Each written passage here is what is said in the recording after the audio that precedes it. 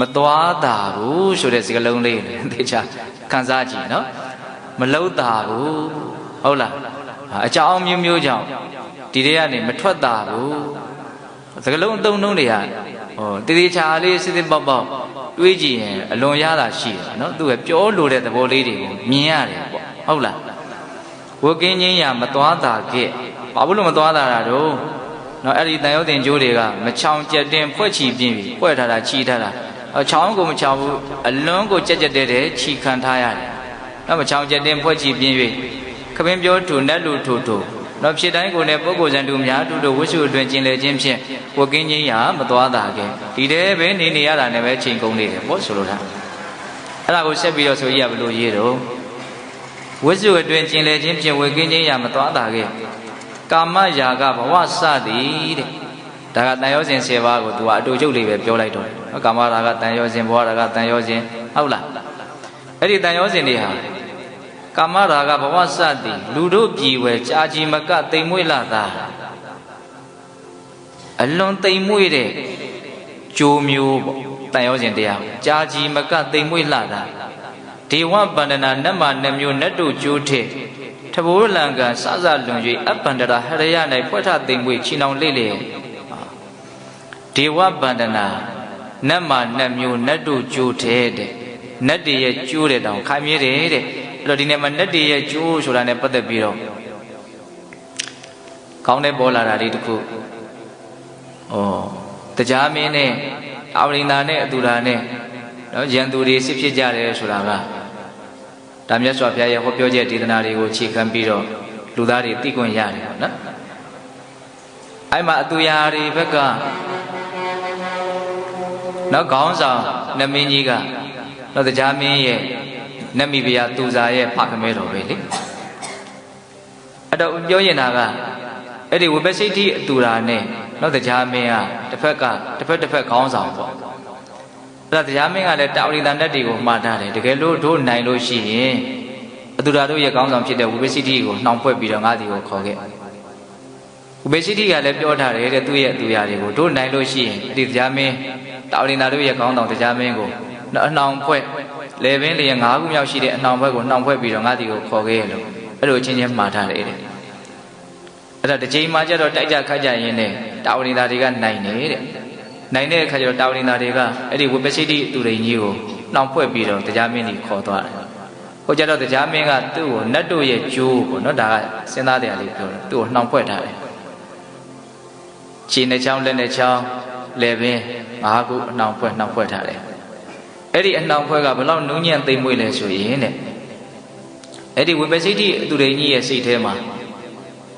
ဟောဒီတရားမင်းကအလွန်ယုံညံ့တဲ့လူအလွန်ယုံညံ့တဲ့နတ်ပဲဒါကြောင့်သူ့ကိုငါတိုက်ခိုက်တင်တယ်သူကမကောင်းဘူးလို့တရားမင်းကိုမကောင်းဘူးလို့စိုးတယ်လို့ထင်နေသမျှအဲ့ဒီအနှောင်ဖွဲ့ကလို့ကိုမလွတ်ဘူးလေကြက်ကြက်တဲတဲနေရတယ်။အော်တရားမင်းကမှန်ပါတယ်ငါကမှားတာလို့တရားမင်းကောင်းတယ်လို့မြင်တယ်အဲ့ဒီအနှောင်ဖွဲ့မရှိဘူးတဲ့။နှောင်ဖွဲ့လွတ်နေတယ်။သူ့စိတ်ထဲကပြောင်းလဲလိုက်တာနဲ့အနှောင်ဖွဲ့က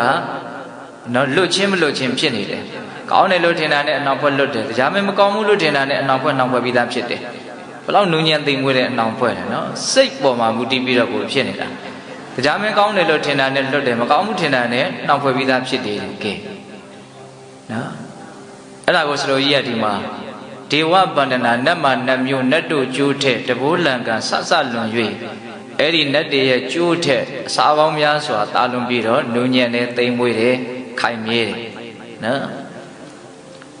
ဒေဝဗန္ဒနာနတ်မနှမျိုးလက်တို့ကျိုးတဲ့တဘိုးလံကဆဆလွန်၍အပန္ဒရာဟရယ၌ဖွက်ထသိမ်မွေချီနှောင်လေ့လျက်ဘယ်မှာချီထားတာတော့ဆိုတော့အော်ဒီဟရယဝတ္ထုမှာမီးနေတဲ့စိတ်ကိုချီထားတာတဲ့ကျိုးဆယ်ချောင်းနော်အပန္ဒရာဟရယ၌ဖွက်ထသိမ်မွေချီနှောင်လေ့လျက်မရွေ့စအားတဲ့ရွေ့လို့ကိုမရဘူးတဲ့သူ့ရဲ့စကားလုံးတစ်လုံးစီအတိပ္ပယ်ခက်စစ်ဖွင့်နေလို့ရှင်တရားပြီးမှာမဟုတ်ဘူးနော်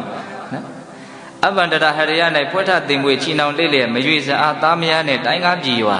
မကွာစနိုင်သက်ဆုံးတာဤတဲ့ဒီလိုနဲ့ပဲသေရတာပဲပေါ့အသက်ဆုံးထိနေသွားတာပဲပေါ့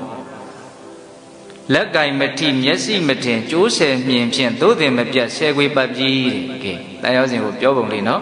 လက်နဲ့ကင်လို့လည်းမထိဘူးတဲ့ကင်လို့မရ မျက်စိထဲမှာလည်းမထင်ဘူးတဲ့ကြည့်လို့လည်းမြင်ရတာမဟုတ်နော်လက်ကင်မထိမျက်စိမထင်ကျိုးဆယ်မြင်ဖြင့်ကျိုးဆယ်ကြောင်းသို့တယ်မပြတ်ဆဲခွေပတ်ပြီးမလွတ်နိုင်ကြကိုဘဝဝင်ကိုဘဝထပ်ပြီးတော့လာပြန်ပြီနော်နင်းညညင်းညူကြွကြွဆူနဲ့ညူညူဆူဆူဟင်းရဲဥရတီးဥမချီထိုင်တီပြင်းပြပူတော့ကနဲ့ကြောက်ကြထိုးဤတဤဤလင်ကတိလင်ဒမဆုံးစအောင်ဒုက္ခလွန်ကဲချီနှောင်မြဲသည်ဆင်းရဲတပေပေနဲ့သာတမုံအဲ့လိုလေးဆုံးတတ်တယ်ကြပြရေးတဲ့နေရာမှာတော့နော်ဆရာတော်ကြီးကအတုမရှိလို့ပြောရမှာနော်အဲမဂဒေဝကျမ်းကြီးကိုနော်လေ့လာပြီးတော့ဖတ်ရှုတဲ့အလေးချင်းလှုပ်ကြည့်ဘယ်ပိုက်ကိုပဲဖတ်တချို့ဟာတွေတော့လည်းနားမလဲတာလေးတွေလည်းပါမယ်သူကပောရဏစကားတွေအဲတချို့စကလုံးတွေဟောတာတွေကြာတော့နားမလဲဘူးဒါကြောင့်တချို့ဆိုလို့ရှိရင်အဲ့ဒီဥစ္စာကိုထပ်ပြီးတော့ဒါကိုအဓိပ္ပာယ်ဖွင့်ဆိုတဲ့ကျမ်းကိုရေးနိုင်ဖို့တိတ်မလွယ်ဘူးတချို့ထပ်ပြီးတော့ဖွင့်ရတာတွေလည်းရှိတယ်မဂဒေဝနော်အဲ့ဒါဒီမှာစတော်ကြီးရေးထားတဲ့ဒီတန်ရောစဉ်နဲ့ပတ်သက်တဲ့လင်္ကာလေးကတန်ရောစဉ်တရားရဲ့သဘောတဘာဝကိုနားလည်အောင်ကြိုးစားတဲ့နေရာမှာအထောက်အကူပြုတယ်ပေါ့တန်ရောစဉ်ကိုဆယ်စဉ်ဓမ္မဣပပကဘဝကုလိအတင်ကြီးနဲ့တင်ကြီးနေဝဖြစ်သည်များနဲ့မြဲလာပတ်နောင်ကျိုးတန်လောင်သူမချောင်ချက်တင်ဖွဲ့ချီပြင်း၍ခပင်းပြောတူနတ်လူတို့ဖြစ်တိုင်းကိုနဲ့ပုဂ္ဂိုလ်ဆန်တို့များအထုတို့ဝိစုအတွင်ကျင်လေခြင်းဖြင့်ဝိကင်းခြင်းရမသွားတာကေကာမရာဂဘဝစသည်လူတို့ပြည်ဝဲကြာကြီးမကတိမ်မွေးလာသာဒေဝဗန္ဒနာနတ်မနှမျိုးနတ်တို့ကျိုးတဲ့တဘိုးလံကန်စစလွန်၍အပန္တရာဟရယ၌ဖွက်ထတိမ်မွေးချီနှောင်လျက်မရွေစအားသားမယားနှင့်တိုင်းကားပြည်ရွာမကွာစနိုင်သက်ဆုံးတိုင်၏လက်ကင်မတိမျက်စိမထင်ကျိုးဆယ်မြင်ဖြင့်သို့တယ်မပြတ်ဆဲခွေပတ်ပြီးမလွတ်နိုင်ကြကိုဘဝဝဲနင်းညညင်းညူကြွကြွဆူနှင့်ညူညူဆူဆူဟိဟဲဥ၍တီးဥမချိထိုင်တီပြင်းပြပူတော့ကနဲ့ကြောက်ကြထူဤတဤဤလျင်ကတိလင်ဒမဆုံးစအောင်ဒုက္ခလွန်ကဲချီနှောင်မြဲသည်ဆင်းရဲတပေပေနဲ့သာတမို့နော်ဒုက္ခတွေနဲ့ပဲအမြဲတမ်းပေးကြံနေတယ်ပေါ့နော်ကိုဘွားနော်ဘာလို့တော့ဒီနေရာကဘာလို့မလွတ်တာတော့လို့မေးရင်ကျိုးဆယ်ချောင်းကကိုခြိထားလို့ဟုတ်လားအေးဆက်ပြီးတော့ဦးဇင်းတို့ဘာပြောချင်တော့ဆိုတော့အဲ့ဒီကျိုးဆယ်ချောင်းထဲမှာဘယ်ကျိုးဟာဆိုးဆုံးလဲဘယ်ကျိုးကအဓိကအကျဆုံးလဲဆိုတာလေးကိုစဉ်းစားကြည့်ဖို့ဘယ်ကျိုးကအဆိုးဆုံးလဲလို့မေးရင်တက္ကာယဒိဋ္ဌိဆိုတဲ့ကျိုးဟာအဆိုးဆုံးပဲဘာဖြစ်လို့လဲဆိုလို့ရှိရင်ခိုင်မာတဲ့အကြောင်းပြချက်တစ်ခုပြကြည့်အောင်နော်အဲ့ဒီတက္ကာယဒိဋ္ဌိဆိုတဲ့ကျိုးကိုသာအပြည့်အသက်ဖြတ်တောက်နိုင်မယ်ဆိုလို့ရှိရင်ကျန်တဲ့ကျိုးတွေကအချိန်အနှင်းနဲ့အမြန်ဆိုလို့တေချာပေါက်ပြတ်ရမှာပဲသူမပြတ်သေးသမျှကျန်တဲ့ကျိုးပြတ်ဖို့မျှော်လင့်ချက်မရှိဘူးသူပြတ်ပြီးပြီဆိုလို့ရှိရင်တော့ကျန်တဲ့ကျိုးတွေကတိတ်မကြဘူးအလွန်ဆုံးကာမဘုံဘဝ9ဘဝလောက်နေပြီးအကုန်လုံးပြတ်တော့အောင်ပါဟုတ်လားဒါကြောင့်တက္ကာယဒိဋ္ဌိဆိုတဲ့ဒီကျိုးရဲ့သဘာဝကိုကောင်းကောင်းနားလည်အောင်ကြိုးစားရမယ်စောစောကလည်းပဲထိုက်လျောက်ပြောခဲ့ပြီးသားဒီတက္ကာယဒိဋ္ဌိနဲ့ပတ်သက်တဲ့အဓိပ္ပာယ်ကလည်းပဲရသောဖြင့်နားရည်ဝပြီးသားအကြောင်းအရာတစ်ခုပါနော်တက္ကာယဒိဋ္ဌိမူရင်းစကားလုံးပါဟုတ်လာ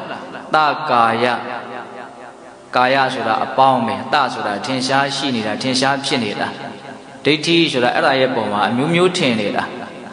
ထင်ရှားဖြစ်နေတဲ့သဘာဝတရားရဲ့ပုံမှာအထင်မျိုးမျိုးမှားနေတာအဲ့ဒါကိုတက္ကာယဒိဋ္ဌိအကျဉ်းမြင်လေးပြောရရင်နော်တော့ထင်ရှားဖြစ်နေတာကဘာတုံးဆိုတော့ယုတ်ဓာတ်နန္ဒသဘာဝတရားတွေပေါ့အကြောင်းအားလျော်ဆိုတာဖြစ်နေတာပဲအဲ့ဒါဇုံတယောက်ကဖန်ဆင်းလို့ဖြစ်နေတာတော့မဟုတ်ဘူးသူကသူအကြောင်းအကျိုးဆက်ဆက်ပြီးတော့ဖြစ်နေတာဟုတ်လားသူအကြောင်းအကျိုးဆက်ဆက်ပြီးတော့ဖြစ်နေတာဒါဘယ်တော့မှစပြီးတော့ဖြစ်တာတော့ဘာတော့ညာတော့တွေးဖို့ဆိုတာကတော့အရန်ကိုညင်မဲ့သိသိနိုင်တဲ့အနေအထားကိုရောက်မှာနော်ဟုတ်လားခုလုံးလုံးစေဒီယုတ်ဒီနာကိုကိုယ့်ရဲ့ဉာဏ်နဲ့သိလို့ရတဲ့အနေအထားကိုဝေဖန်ကြည့်ပိုင်းဖြတ်ကြည့်အခုဖြစ်နေတဲ့သဘာဝတရားလေးတွေကဘာကြောင့်ဖြစ်လဲသူ့အရင်ကဖြစ်ခဲ့တဲ့ယုံ nant ကိုပဲအမိပြုတ်ပြီးတော့အကြောင်းပြုတ်ပြီးတော့ဖြစ်နေတာပဲခုကြားတယ်ဆိုတာနားမရှိဘဲနဲ့မကြားရဘူးနော်အသက်မရှိဘဲနဲ့မကြားရဘူးနော်ဟုတ်တယ်မဟုတ်လားထပ်ပြီးတော့အကြောင်းအကျိုးဆင့်ပြီးတော့ဆက်ပြီးတော့ဖြစ်နေတယ်ဆိုတာအလွန်ထင်ရှားတယ်ဒီကြားတာကိုပဲအကြောင်းပြုပြီးတော့စကလုံးတွေကိုမျိုးမျိုးပုံဖော်မယ်စိတ်ထဲမှာအလုတ်လုံးမယ်မှတ်သားထားတဲ့သင်ညာတွေနဲ့ပေါင်းပြီးတော့အလုတ်လုံးမယ်ပေါ့နော်အဲ့မှာအဓိပ္ပာယ်ပေါ်လာပြီဆိုလို့ရှိရင်နားလည်မှုတစ်ခုရမယ်အဲ့ဒီနားလည်မှုကိုအခြေခံပြီးတော့ကောင်းတယ်ဆိုတယ်ခံစားမယ်အဲ့ဒီခံစားမှုကိုအခြေခံပြီးတော့ကောင်းရင်ကောင်းတယ်ထင်ရင်ကောင်းတယ်ထင်တယ်လို့တုံ့ပြန်မယ်မကောင်းမှုထင်ရင်မကောင်းမှုထင်တယ်လို့တုံ့ပြန်မယ်ဒီလိုသွားနေတာအဲ့ဒါတွေကဘယ်လိုလုပ်ဖြစ်နေတုံးဆိုသူ့အကြောင်းကျိုးဆက်ပြီးတော့ဖြစ်နေတယ်ဆိုတာအလွန်ထင်ရှားတယ်တော့ဒီအချိန်မှာဒီလိုတရားစကားကိုနားထောင်မနေဘူးတဏှာမှာရောက်နေမယ်ဆိုရင်ဒီလိုယုံ nant မျိုးဒီလိုအနေအထားမျိုးဒီလိုအတွေးမျိုးဒီလိုစိတ်ကူးမျိုးဒီလိုခံစားချက်မျိုးဖြစ်လာကြအကြောင်းမရှိဘူးအဲ့ဒီနေရာအဲ့ဒီအချိန်မှာ အဲ့ဒီအကြောင်းတရားနဲ့နော်ဆက်ဆက်ပြီးတော့အဲ့ဒီအကြောင်းတရားနဲ့နော်ဘယ်လိုပြောမလဲအဲ့ဒီအကြောင်းအားလျော်ဆိုတာဖြစ်နေမဲ့အကျိုးရလဒ်တွေပဲဖြစ်နေမယ်ဟုတ်တယ်မဟုတ်လားစဉ်းစားနော်ဒီဥစ္စာနော်အခုချိန်မှာတမင်းစားနေမယ်ဆိုလို့ရှိရင်အဲ့ဒီတမင်းစားတာနဲ့ပတ်သက်တဲ့ဆက်ဆက်တဲ့အကြောင်းအကျိုးဆက်ဆက်ပြီးတော့ရုပ်တည်နေနေဆက်ဖြစ်နေမှာပေါ့ခုတရားနာနေတဲ့အခါကျတော့တရားနာတာနဲ့ပတ်သက်ဆက်ဆက်တဲ့သဘာဝတရားတွေထပ်ပြီးတော့ဖြစ်နေမယ်ပေါ့ဒါတော့တယောက်နဲ့တယောက်နော်ဖြစ်တာချင်းတူတယ်လို့တော့မဆိုနိုင်ဘူးနော်ဟိုဒီစကားသံကိုကိုဘလို့အဓိပ္ပာယ်ဖော်မလဲကိုဘလို့နားလဲမလဲအဲ့ဒီမှာတယောက်နဲ့တယောက်ကွဲပြားသွားမယ်ပေါ့အဲ့ဒီနားလည်မှုကွဲပြားသွားတာကိုအကြောင်းပြုပြီးတော့ပြန်လဲတုံ့ပြန်မှုခံစားရမှုဘယ်လိုနည်းနဲ့မှတယောက်နဲ့တယောက်မတူနိုင်ဘူးဟုတ်ရဲ့လားအဲ့တော့ပြောချင်တာကဘာလဲဆိုတော့ဒီသဘာဝတရားတွေဟာသူ့ဟာသူအကြောင်းအကျိုးဆက်ဆက်ပြီးတော့ဖြစ်ပေါ်နေတာဘယ်တော့မှအစဖြစ်တာလဲဆိုတာကိုမစဉ်းစားနဲ့နော်အစကိုပြောလို့မရတော့အောင်ရှည်လဲရလာပြီလို့မြတ်စွာဘုရားအဲ့လိုဟောခဲ့တယ်အနတ်မတ္တခောယံတန်တာဟောဒီတန်တရားရဲ့အစဆိုတာပြောလို့မရတော့အောင်နော်ဉာဏ်ထဲမှာမထင်ရှားတော့အောင်ရှည်လျားခဲ့လာပြီလို့ဒီလိုပြောတာဟုတ်လားအဲ့တော့ပြောချင်တာကဘာလဲတက္ကာယဒိဋ္ဌိကိုပြောချင်တာနော်ဒီထင်ရှားဖြစ်ပေါ်နေတဲ့သူ့အတူအကြောင်းအကျိုးဆက်ဆက်ပြီးတော့ဖြစ်ပေါ်နေတဲ့တက်တက်သဘာဝတရားအစုကိုဒကာသမတို့ဦးဇင်းတို့တွေကအမျိုးမျိုးထင်နေတယ်ဘလို့ထင်နေတော့ပုဂ္ဂိုလ်တ attva လို့ထင်တယ်ငါလို့ထင်တယ်သူလို့ထင်တယ်အဲ့ဒါနဲ့ပတ်သက်ဆက်ဆက်ပြီးတော့ငါဟာလို့ထင်တယ်သူဟာလို့ထင်မယ်ငါနဲ့ယဉ်နေတဲ့လူလို့ထင်မယ်ငါနဲ့မယဉ်နေတဲ့လူထင်မယ်မျိုးမျိုးပေါ့နော်မဆုံးနိုင်ဘူးတက္ကာယဒိဋ္ဌိကိုခြေခံပြီးတော့ထက်ပြီးတော့လွဲသွားတာမှားသွားတာတွေအများကြီးမရှိဘူးလားတကယ်တမ်းကပြင်စဉ်းစားကြည့်တယ်ပေါ့နော်ဒီတက္ကာယဒိဋ္ဌိကိုအခြေခံပြီးတော့ပဲလောဘဒေါသတွေကပြင်းပြင်းထန်ထန်ဖြစ်ကြတာဒါကိုယ့်အကိုလေးမိသလောက်ညံလေးနဲ့တွေးကြည့်တာအကယ်